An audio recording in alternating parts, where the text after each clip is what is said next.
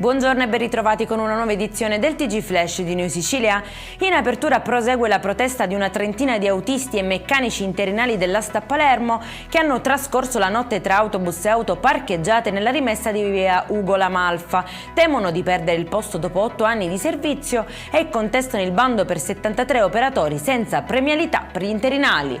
Scoperta e sequestrata a Catania in zona Collina Primosole un'officina fantasma gestita da un 63enne sull'area rifiuti pericolosi e circa 20 auto, 2 risultate rubate, denunciate e sanzionato il titolare. Momenti di tensione durante uno degli appuntamenti del Carnevale di Acireale, dove 3 giovani di Gela hanno tentato di entrare senza biglietto minacciando uno degli steward ai varchi. Identificati grazie alle telecamere del commissariato, sono stati denunciati e a uno di loro, minorenne, è stato sequestrato anche un tirapugni.